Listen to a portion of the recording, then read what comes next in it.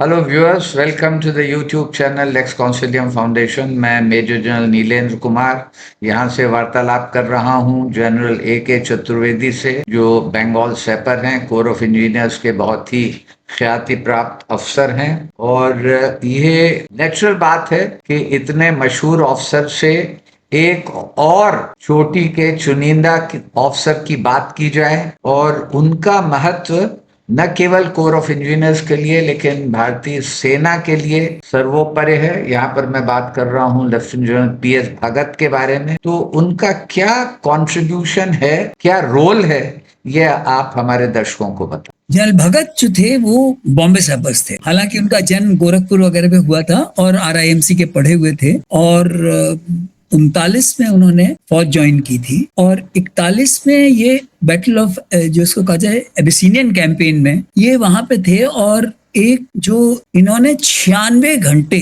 और 15 लड़ाइयों 15 माइनफील्ड लगातार hand breaching करके इनके ग्रुप ने क्लियर की थी और जिसकी वजह से जो एलाइड फोर्सेस थे वो इटालियन फोर्सेस को डिफीट कर सके। और उसके बाद इनकी मतलब ताबे जिंदगी कान की आवाज भी इनको हेयरिंग एड लगानी पड़ती थी। तो जनरल भगत जो थे ये उस वक्त ये सेकंड लेफ्टिनेंट थे और इनको जो अवार्ड मिला इनके इस महत्वपूर्ण कार्य के लिए 96 घंटे लगातार 4 दिन तक जो माइनफील्ड क्लियर करते रहे, इनको विक्टोरिया क्रॉस से नवाजा गया। और ये तो शायद एक बहुत अच्छे अवसर की शुरुआत थी। हम सब जानते हैं कि 65 की लड़ाई में भी उनका बहुत बड़ा योगदान रहा, बैटल ऑफ असल उत्तर वगैरह में। उसके अलावा जो उसके बाद भी उसके पहले 47 की लड़ाई में भी तब ये चीफ इंजीनियर थे। तो ये जो पठानकोट से और जम्मू के लिए तब एक डर्ट ट्रैक था, उसको कैसे कन्वर्ट किया था इन्होंने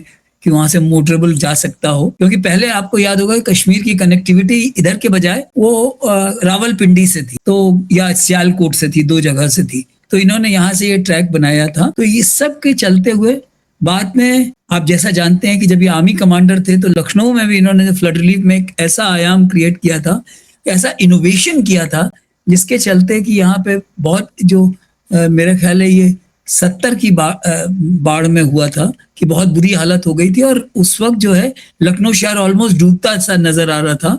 तो इन्होंने जो उस वक्त हेमवती नंदन बहुगुणा जी चीफ मिनिस्टर थे, इन्होंने एक बहुत इनोवेटिव टेक्निक यूज करके कि ट्रक्स में सीमेंट के साथ उनको पानी में छोड़ दिया और वो कहा कि वो पानी में वो पड़ा, वो जम गई सीमेंट।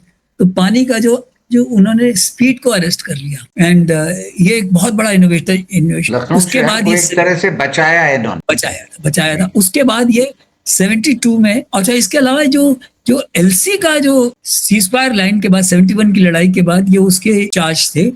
तो जो LC का जो अलाइनमेंट है उस बोर्ड के भी ये अध्यक्ष थे और इन्होंने जो LC का जो किया है एंड जिसकी वजह से ये LC जो है स्ट्रीमलाइन हुई है। एक ये उसके बाद नॉर्दर्न आर्मी कमांडर, ये पहले नॉर्दर्न आर्मी कमांडर थे और उसके बाद जब ये रिटायर हुए तो जैसे रिटायर होने के बाद इनको दामोदर वैली कॉर्पोरेशन का चेयरमैन बनाया गया। तो वो जो एक कंपनी रेड में चल रही थी, बहुत थोड़े दिन रहे, वो करीब साल भर ही बस रहे, उसके बाद उनका देहांत हो गया।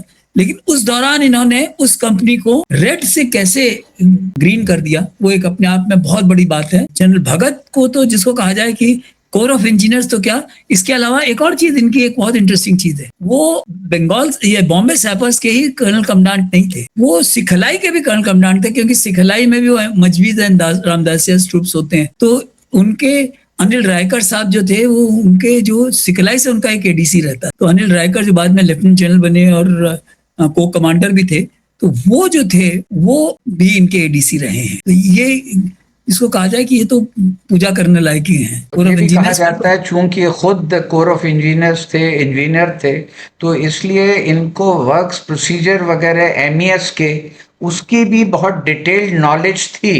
तो जहां कहीं ये रहे तो वहां पर ऑफिसर्स एकोमोडेशन वगैरह जो भी मसले MES के होते थे तो he could speak with authority. Not only that, इनका जो सबसे बड़ी चीज है, इन्होंने कुछ इंस्ट्रक्शंस लिखे हैं रेड बुक, जब वो 11 कोर वगैरह में थे, तो जो वो आज भी वैलिड है इनफैक्ट जब मैं, अब तो नहीं मुझे मालूम, लेकिन जब मैं कमांडेंट था तो I used to go through them and they are as good as GS publications. जी तो he was a man of vision, जिसने काफी आगे की का देखा था, और उनके ऊपर एक किताब भी लिखी गई है। और जी, बहुत एक दूरदृष्टि थी इनकी। जो बॉम्बे सैपर्स, तो जिस दिन उनको वीसी मिला है उस तारीख को वो एक वीसी डे की तरह पे मनाते हैं, जनवरी के महीने में हर साल बॉम्बे सैपर्स। बहुत बहुत धन्यवाद, और इसी तरह हमारी ये बातचीत आपसे आगे भी चालू रहेगी।